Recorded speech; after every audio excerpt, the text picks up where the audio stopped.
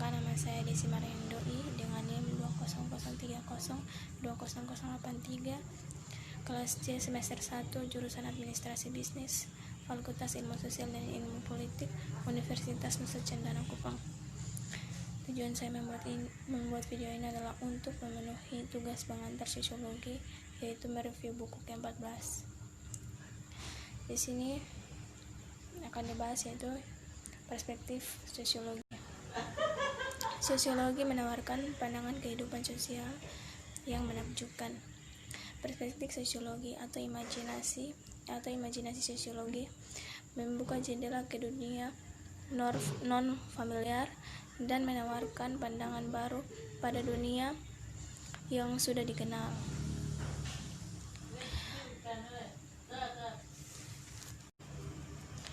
Melihat konteks sosial yang lebih luas, perspektif sosiologi menekankan pada konteks sosial di mana masyarakat hidup. Ini menguji bagaimana konteks ini mempengaruhi kehidupan orang.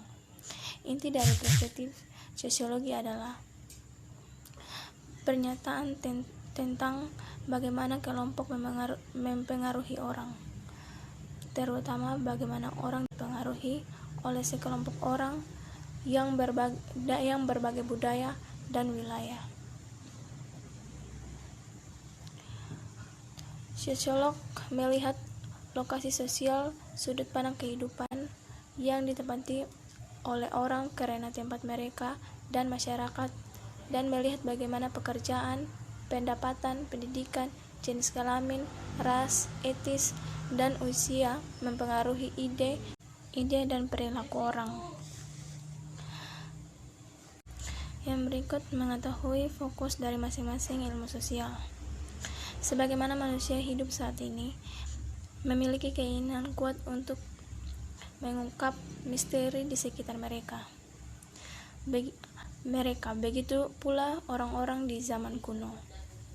Penjelasan mereka tidak hanya didasarkan pada pengamatan, tetapi juga dicampur dengan sihir dan takhayul untuk memasukkan keinginan dasar mereka tentang dunia.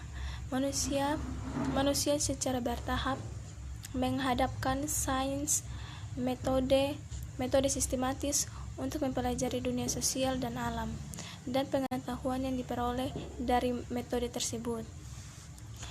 Sosiologi studi tentang masyarakat dan perilaku manusia adalah salah satunya cara yang berguna untuk membandingkan ilmu-ilmu ini dan untuk mendapatkan pemahaman yang lebih baik tentang tempat sosiologi adalah dengan membaginya menjadi ilmu alam dan ilmu sosial.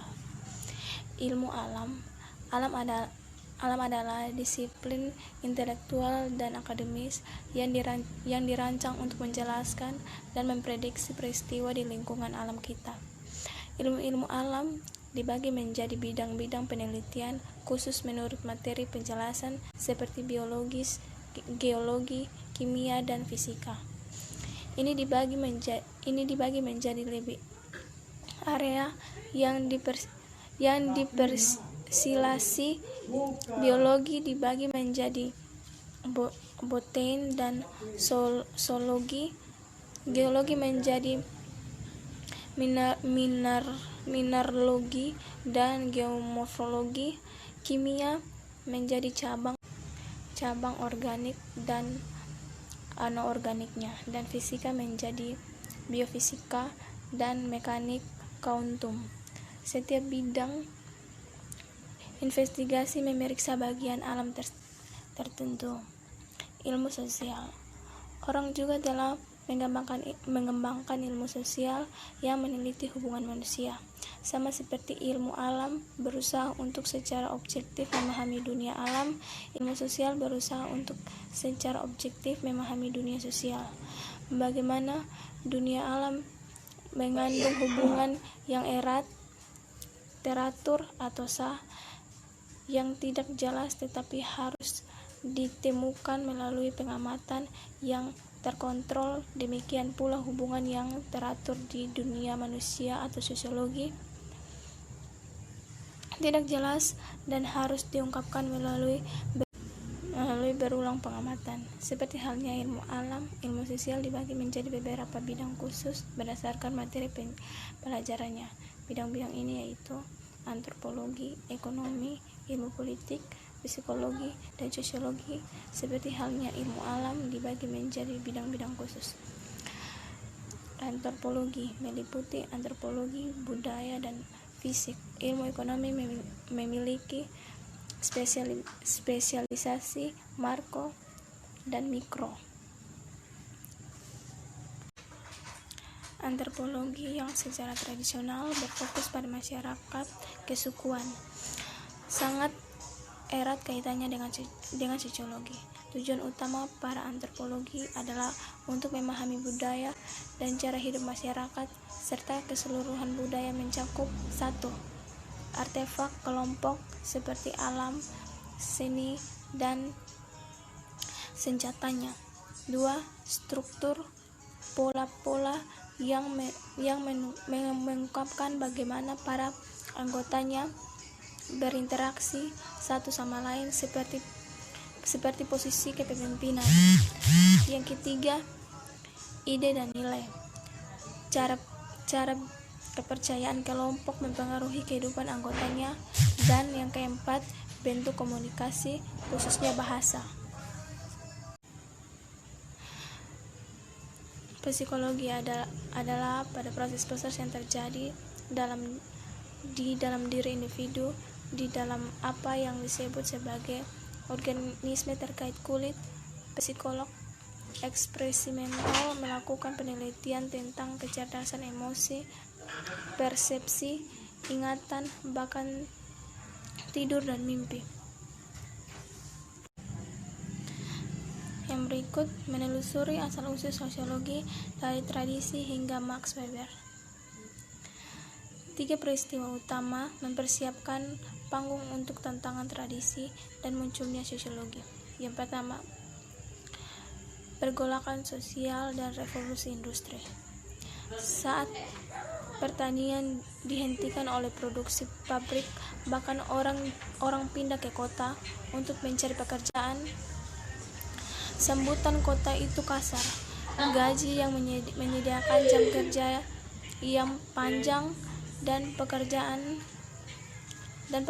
yang berbahaya untuk membantu keluarga mereka bertahan hidup.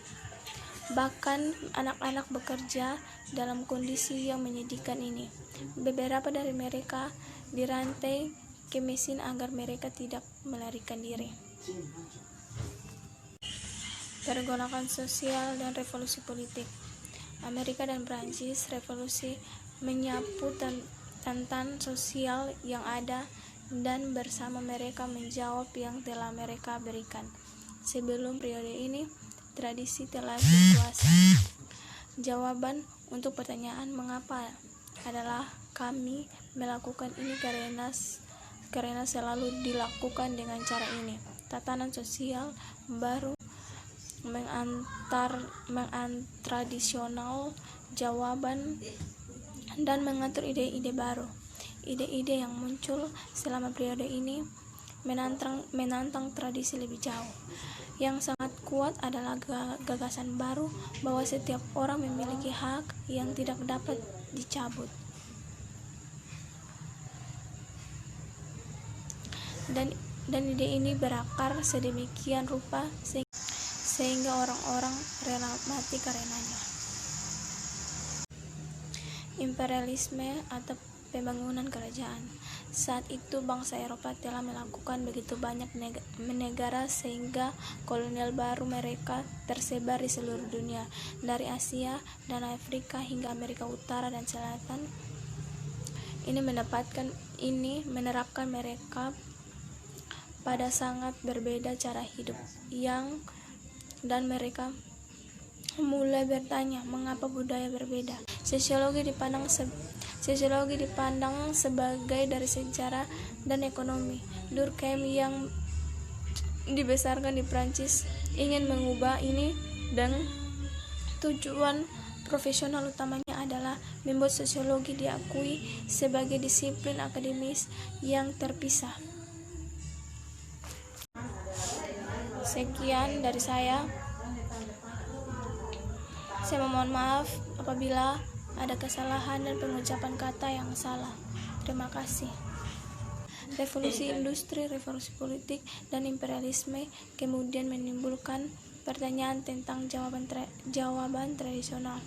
Pada saat yang sama, metode ilmiah mengungkapkan observasi objektif dan sistematis untuk menguji teori sedang dicoba dan kimia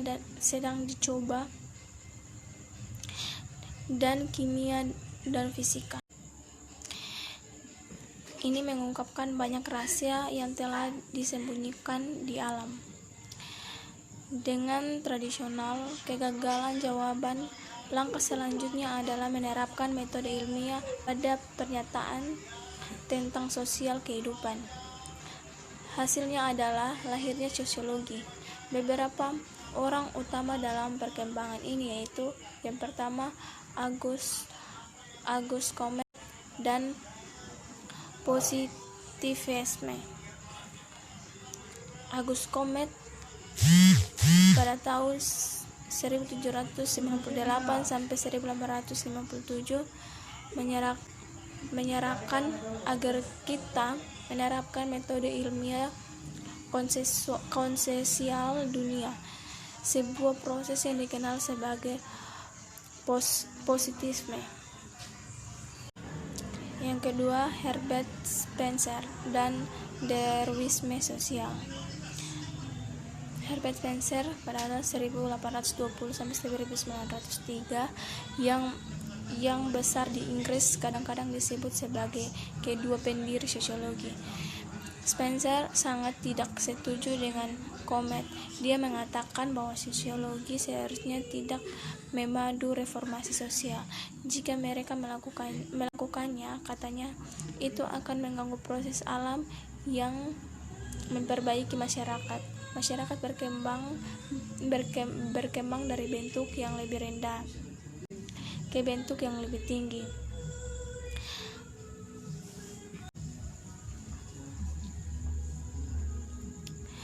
Sehingga berlalunya generasi masyarakat yang paling mampu dan cerdas. Anggota bertahan hidup sedangkan yang kurang mampu mati. Anggota terkuat ini menghasilkan masyarakat yang lebih maju, kecuali jika orang-orang baik yang tersesat menghalangi dan membantu mereka yang kurang cocok bertahan hidup. Yang ketiga, Karl Marx dan konflik kelas.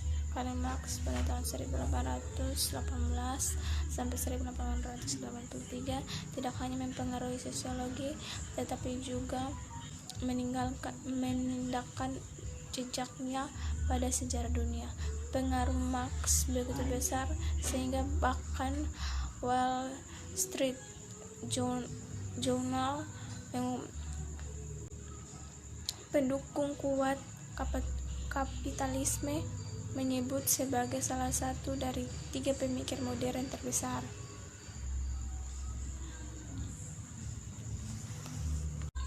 Seperti Comte, Marx berpikir bahwa orang harus mencoba mengubah masyarakat.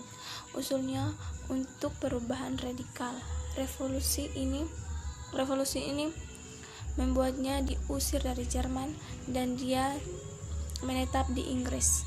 Marx percaya bahwa mesin sejarah manusia adalah konflik kelas. Yang keempat, Emile Durkheim dan integrasi sosial. Sampai masa Emile Durkheim pada tahun 1858 sampai 1917